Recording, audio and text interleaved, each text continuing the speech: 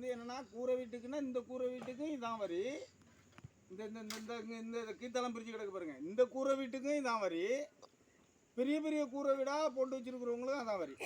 ஓட்டு வீடு சின்ன ஓட்டு வீட்டுக்கும் அதான். எந்த ஓட்டு வீடு கவர்மெண்ட்லேருந்து கட்டி கொடுப்பாங்க பாருங்க, அந்த ஓட்டு வீட்டுக்கும் அதான் வரி, பெருசாக கட்டியிருப்பாங்க. அதே மாதிரி மாடி வீடு இருக்குன்னு இந்த கவர்மெண்ட்லேருந்து கட்டி கொடுக்குறான்னு அதுக்கும் மாடி வீட்டுக்கு வந்து 100 ரூபா வரின்னா, பெரிய பெரிய இதில் 500 square feet 1000 square feet 5000 square ஃபீட்டில் எல்லாம் கட்டி வச்சுருக்காங்கன்னா அவங்களுக்கும் அதே தான் வரி, அதே 100 ரூபா தான். அதே 100 ரூபா தான். இப்போ நம்ம என்ன கேட்குறோன்னு கேட்டால், நீங்கள் யாருக்கு வேணாலும் வசதி உள்ளவங்களுக்கு வாங்கிக்கிடுங்க வரியை, ஆனால் குடிசை வீட்டில் உள்ளவங்களுக்கு, குடிசை வீட்டில் இருக்கிறவங்களுக்கு அரசு தொகுப்பு வீடு கட்டி கொடுக்குதுன்னு இந்த காங்கிரீட் வீடு, இவங்களுக்கு வரி உயர்த்தக்கூடாது அப்படின்னு சொல்லி நம்ம கேட்குறோம். சரியா? அடுத்ததாக 100 நாள் வேலையில் பார்த்தா அனைவருக்கும் வந்து பணம் பிடிச்சிருந்தாங்க. இப்போ 6 மாதமாக வரல, இப்போ தான் கொஞ்சம் கொஞ்சமாக வந்திருக்குன்னு நினைக்கிறேன். கொஞ்சம் கொஞ்சமாக கொடுக்குறாங்க, அதை சீனியாரிட்டின் படி கொடுக்குறாங்க. உங்களுக்கு எதுவும் வந்திருக்கு அந்த பகுதியில் உள்ளவங்களுக்கு 100 நாள் பணம் எதுவும் ஏறதா? இப்போ கொஞ்சம் கொஞ்சமாக இப்போ தான் வருது. இப்போ எங்களுக்கெல்லாம் இன்னும் முழுசாக வரல, அது வேறு விஷயம். இப்போ அவங்களுக்கு கொடுக்கணும், மீண்டும் 100 நாள் வேலையை கொடுக்கணும் அப்படிங்கிறத ஒரு கோரிக்கை வச்சுருக்குறோம். அடுத்ததாக வந்து 2016-17 ஒன்றிய அரசின் பிரதம மந்திரி திட்டம், இந்த மத்திய கவர்மெண்ட் திட்டம்னு மோடி வீடுன்னு சொன்னாங்கல்ல, அந்த மோடி வீட்டில் நமக்கெல்லாம் வீடு கட்டினதா சொன்னாங்கல்ல, அந்த மோடி வீடு கட்டினதா சொன்னதில் 2016-17 நிறைய பேருக்கு இந்த 26,000 ரூபா அவங்க அதிகாரிகள் கணக்கு கொடுக்கணும்னு சொல்லிட்டு எல்லார் பேர்லையும் ஏற்றி விட்டதா சொல்லிட்டாங்க. பாதி பேருக்கு பணம் வந்துச்சு, பாதி பேருக்கு வரல, பாதி வந்து எடுத்துகிட்டு கிளர்க்கு தின்னுட்டு போயிட்டாரு, ஓவர் சேர் தின்னுட்டு போயிட்டாரு, அப்படி போயிடுச்சு. இப்போ அவங்க அக்கௌண்ட்டெல்லாம் எத்தனை பேருக்கு லாக் பண்ணியிருக்காங்கன்னாக்கா 1708 பேருக்கு லாக் பண்ணியிருக்காங்க, அக்கௌண்ட்டை லாக் பண்ணியிருக்காங்க. இப்போ உங்கள் ஏரியாவுக்கு லாக் பண்ணாங்களா என்னன்னு தெரியல, இந்திரா நகரில் எல்லாருக்கும் லாக் பண்ணியிருக்கிறாங்க, நிறைய பேருக்கு லாக் பண்ணியிருக்காங்க. இப்போ இவங்களுக்கு பணத்தை கொடுக்கணும் கட்டணும்னு சொல்லிட்டு இவங்க அனுமதி இல்லாமல் லாக் பண்ணிட்டாங்க. அப்போது அரசு அறிவிக்குதுன்னா மாதந்தோறும் 1000 ரூபா பணம் உரிமை தொகை, அந்த உரிமை தொகை எப்படி எடுக்கிறது? இந்த உரிமை தொகையும் வரவு வச்சுக்கிறாங்க. அப்போ அது மாதிரி எடுக்கக்கூடாது, வரவு வைக்கக்கூடாது. பிள்ளைங்க படிப்பு இருக்குது, பிள்ளைங்களுக்கு போய் அதை வந்து பணம் கட்ட வேண்டியது இருக்குது, அதில் பணம் போட்டு எடுக்க வேண்டியது இருக்குது. அதனால் அதை நம்ம வந்து விடுவிக்கணும்னு நம்ம சொல்லி கேட்குறோம். விடுவிக்கணும், யாரையும் அவங்க அனுமதி இல்லாமல் நீங்கள் லாக் பண்ணக்கூடாது அப்படின்னு சொல்லி நம்ம கேட்குறோம். அடுத்ததாக வந்து கஜா புயலப்போ பாதிக்கப்பட்ட வீட்டுக்கு இந்த கவர்மெண்ட் வீடு அதே தான், மத்திய கவர்மெண்ட் திட்டத்தில் அந்த மோடி வீடுன்னு சொல்லக்கூடிய அதை தானே சொன்னால் தானே உங்களுக்கு புரியுது. பிரதம மந்திரி குடியிருப்பு திட்டத்தில் கட்டினவங்களுக்கு ஒன்றியம் முழுவதும் 499 பேருக்கு 50,000 ரூபா கொடுத்துருக்குறாங்க. ஒரு வீட்டுக்கு 25,000 ரூபாயும் கொடுத்துருக்காங்க.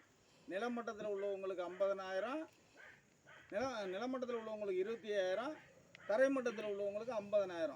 அந்த நிதியை இங்கே பிடி ஆஃபீஸ்லேருந்து கலெக்டர் ஆஃபீஸ் கண்காணிக்க தவறினவங்க எல்லாம் சேர்ந்து முழுசாக கொண்டுட்டு போய் சேர்க்காம பேருக்கு ஒரு யூனிட் ஜல்லியும் ஒரு யூனிட் எம்சாண்டையும் வச்சுட்டு 50,000 ரூபாய்க்கு கணக்கு எழுதிட்டாங்க. இந்த மக்களுக்கு போய் சேர வேண்டியது சேரலை, அதை ஆய்வு பண்ணணும், அவங்க மேலையெல்லாம் அந்த ஊழல் பண்ணவங்க மேலே நடவடிக்கை எடுக்கணும் அப்படின்னு சொல்லி அந்த கோரிக்கை ஒன்று வச்சுருக்கோம். பாதிக்கப்பட்டது நம்ம, என்ன சோறு தண்ணி வழி இல்லாமல் கிடந்தது நம்ம, திங்கிறது யாரு? அவன். கொடுக்கறது யாரு? ஓஎன்ஜிசி நிறுவனம். அவன் கொண்டாந்து அவன் என்னத்தை சொல்லி திட்டுறது, நம்ம இந்த ஊர் பாஜபுரி திட்டணும்னாக்க புரியும். அவன் கொண்டாந்து நேரம் நம்ம தலையில போடாம அவன் தலையில கொண்டு போட்டு அவன் தின்னுட்டு போயிட்டான். ஓகேவா? இதுதான். அடுத்ததா வந்து கடைசியா மகளிர் உரிமை தொகையில வந்து நிறைய பேருக்கு வராம இருக்கு. இந்த 1000 ரூபா பணம் மாதந்தோறும் நிறைய பேருக்கு வராம இருக்கு.